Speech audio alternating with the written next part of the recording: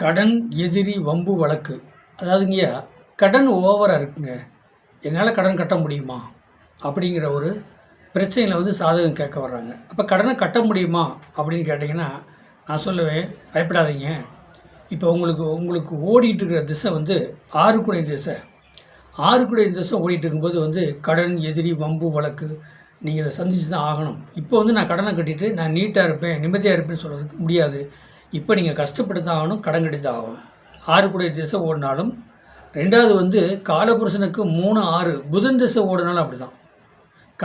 கடனாளியா தான் இருக்க முடியும். கடன் வாங்கணும், ஆஸ்பத்திரி செலவு, விரைய செலவு, இந்த மாதிரி தேவையில்லாத செலவு வரும். அப்போதைக்கு சிறு சேமிப்பு பண்ண முடியாது. சேமிப்பு இருக்காது.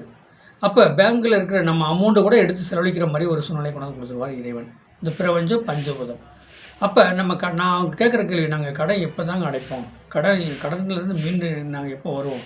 அப்படிங்கிற ஒரு கேள்வி தான் அவங்க கேட்குறாங்க. அப்போ ஒரு மனிதனுக்கு புதன் திசை ஓடினாலும் புதன் புத்தி ஓடினாலும் சரிங்க. அப்போ 3 குடை திசை ஓடினாலும் 6 குடை திசை ஓடும்போதும் கடன் வாங்கி அதனால பிரச்சனை சிக்கலை சந்திச்சுக்கணும் அப்படிங்கிற மாதிரி ஒரு அமைப்பு இருக்குது. சரி, அப்புறம் அடுத்து இந்த 6 குடை திசை முடியுதுங்க.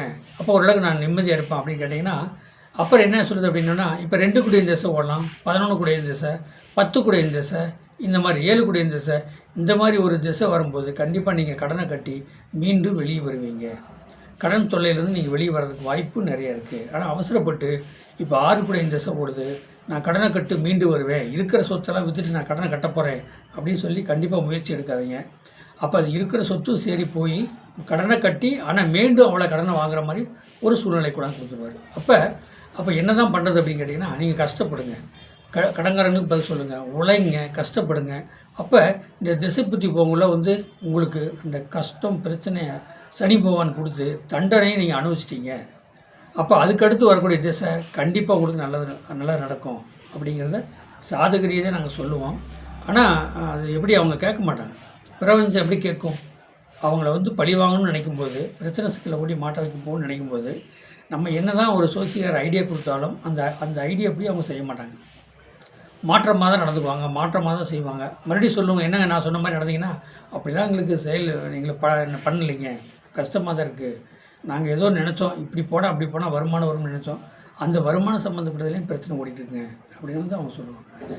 ஏன் அப்படின்னு கேட்டாங்க, ஒரு மனிதனுக்கு இப்போ 2 குடை திசை, 11 குடை திசை, 7க்கும் 10 குடை திசை ஓடுனா கடன் இருந்தாலும் வட்டி கட்டுறதுக்கு காசு வரும், மற்ற இதர செலவு காசு வருமானம் வரும்போது அவங்க ஒன்றும் கண்டுக்க மாட்டாங்க.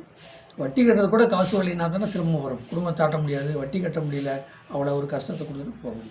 அதாவது 6ஆம் இடங்கிறது நோய், கடன், எதிரி, வம்பு வழக்கு.